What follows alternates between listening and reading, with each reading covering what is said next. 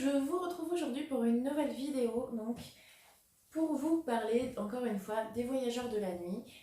Donc on a vu la dernière fois la façon dont j'avais trouvé mon idée, le nom de mon personnage, décidé de quel personnage ce serait, pourquoi les voyageurs, etc. Et aujourd'hui je vous propose de vous dire comment j'ai organisé mes idées et comment s'est lancée pour moi l'aventure de l'édition. Alors, petite parenthèse, je vous ai dit des bêtises dans la vidéo précédente, puisque je vous dis que Lewis a plus de 3 siècles. En effet, elle a plus de 3 siècles, puisqu'elle est née au XIIe siècle, logiquement. Voilà pour la petite parenthèse. Donc, cette fois-ci, ce sera plutôt vous parler de la façon dont j'ai organisé mes idées pour les travailler et en faire un roman, tout simplement. Et puis, j'aborderai aussi l'histoire, les petites anecdotes de comment j'ai été éditée. Donc comment j'ai organisé mes idées pour créer les voyageurs de la nuit. Une fois que j'ai eu terminé la partie personnage principal, lieu, etc., j'ai travaillé sur mes fiches personnages. Donc je créais toujours pour mes personnages des petites fiches. Alors pas forcément hyper détaillées, ça va dépendre si c'est un personnage principal, si c'est un personnage secondaire, si c'est un figurant.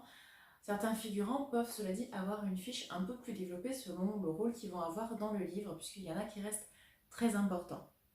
J'avais aussi noté les différents éléments de mon univers, par exemple, comment j'imaginais l'enfer qui est très présent dans le livre, comment on y accédait, qu'est-ce qui pourrait permettre d'y accéder par voie détournée, quels sont les artefacts, toutes ces choses-là, les détails sur les démons, les différents pouvoirs, la façon dont ils peuvent ou pas les utiliser, parce que tous ces détails, j'ai même créé, et ça m'a été très utile au final, puisque dans le livre, vous verrez qu'il y a beaucoup de flashbacks. En début de chaque chapitre, en fait, vous avez des petites pages comme ça, qui vont être soit des flashbacks d'Elewis dans sa jeunesse, soit des explications sur le monde. Donc ça peut être, il y a les carnets de route donc des Hain, mon organisation. Et donc j'ai toute la généalogie des Hain qui est écrite, donc j'ai les prénoms de chacun des dirigeants de l'organisation sur plus d'une dizaine de générations avec leur de mort et de naissance, les enfants qu'ils ont eus, etc. Ça me sert encore beaucoup sur le deuxième tome pour le coup. Ensuite, j'ai créé mon document qui me sert de plan. Il faut savoir que je ne sais pas écrire sans plan, j'ai besoin de savoir où je vais. Un projet où je ne fais pas de plan, où je ne sais pas d'avance où je vais m'arrêter, qu'est-ce qui va être la fin de mon livre et voué à l'échec, c'est un projet que je ne terminerai jamais.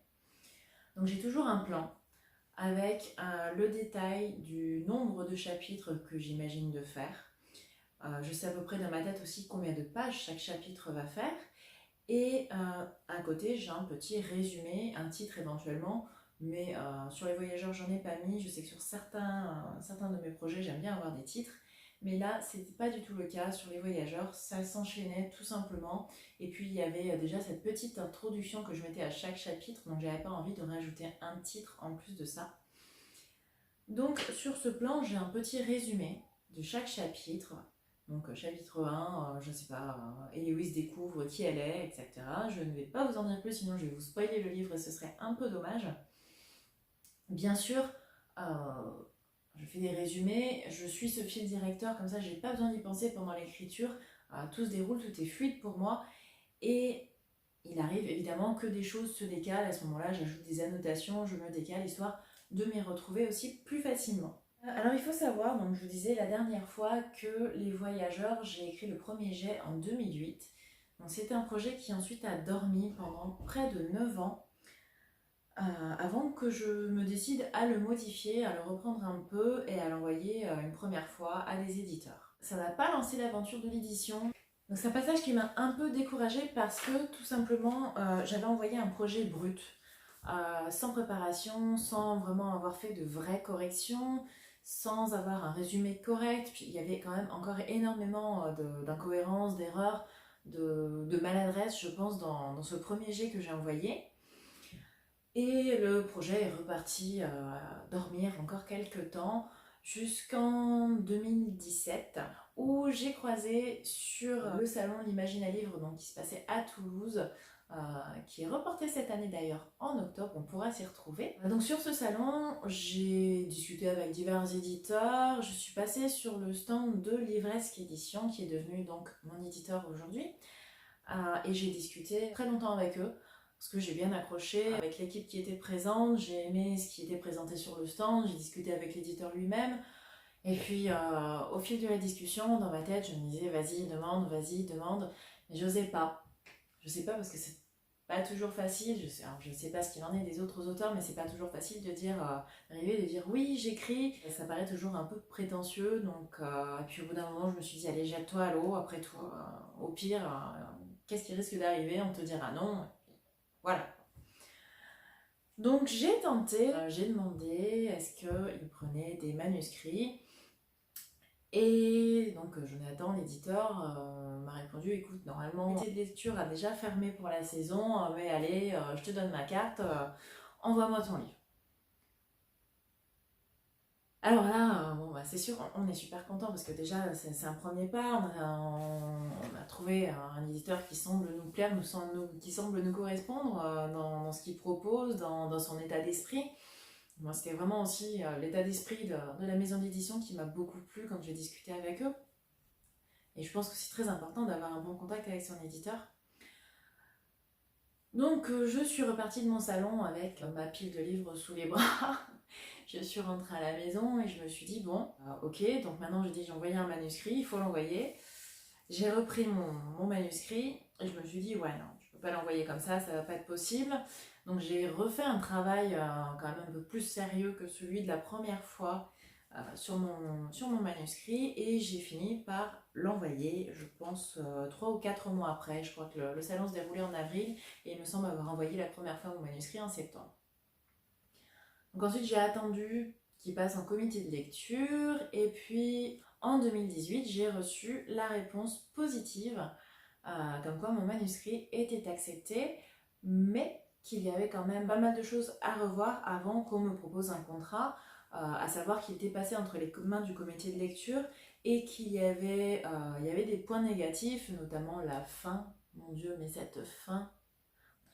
Donc notamment la fin, quelques maladresses par endroits, enfin des choses qu'il aurait fallu corriger, mais il y avait suffisamment de points positifs, l'histoire était prometteuse pour qu'on me propose de le relire si je retravaillais dessus. Donc j'ai pris 3 gros mois où j'ai retravaillé un peu tout ça, où on a beaucoup rigolé avec mon mari parce que je lui lisais les passages où c'était vraiment du grand n'importe quoi. Et j'ai renvoyé mon manuscrit le 4 décembre 2018, je m'en souviens puisque le 4 décembre c'est la date de naissance de mon deuxième, donc c'est facile à retenir. Suite à quoi, donc, j'ai signé mon contrat chez Livresque et où l'aventure de l'édition a commencé pour moi. À partir de là, donc mon roman a été relu donc, par celle qui deviendra ma directrice éditoriale, j'ai nommé Lynn Lewis, dont je vous conseille les romans puisqu'ils sont vraiment fantastiques. Et qui a fait un formidable travail, donc de conseils sur ce roman parce que je pense que c'est pas facile du tout d'aiguiller des jeunes auteurs qui finalement lisent peut-être beaucoup, qui écrivent, arrivent un peu là-dedans sans y connaître grand-chose comme moi. On est parti donc sur un premier travail de correction, donc elle a lu quelques chapitres, elle a vu quelle direction ça prenait, quelles erreurs récurrentes il pouvait y avoir, elle me les a signalées, on a noté tout ça, et ensuite je suis partie donc toute seule encore pendant quelques mois donc à faire ces corrections, avant qu'on fasse une autre passe, donc il y a eu au moins 2 ou 3 passes je pense entre elle et moi de relecture, et j'espère Eline que tu seras contente en lisant mon deuxième manuscrit puisque je pense avoir intégré beaucoup des erreurs que j'avais faites sur ce premier roman dans la correction du second. Voilà, donc je vais arrêter là cette vidéo puisque sinon on dépassera du format des 10 minutes et je vous dis à bientôt pour une prochaine vidéo, peut-être sur le monde de l'édition, la façon dont ça s'est passé pour moi, l'organisation, les allers-retours entre ma directrice éditoriale et moi, etc. Je pense que ça peut être très intéressant. Et puis je reviendrai aussi peut-être entre-temps pour vous parler d'une partie de Cache-Cache Enchanté qui a un parcours un peu particulier et qui est cher à mon cœur. À bientôt!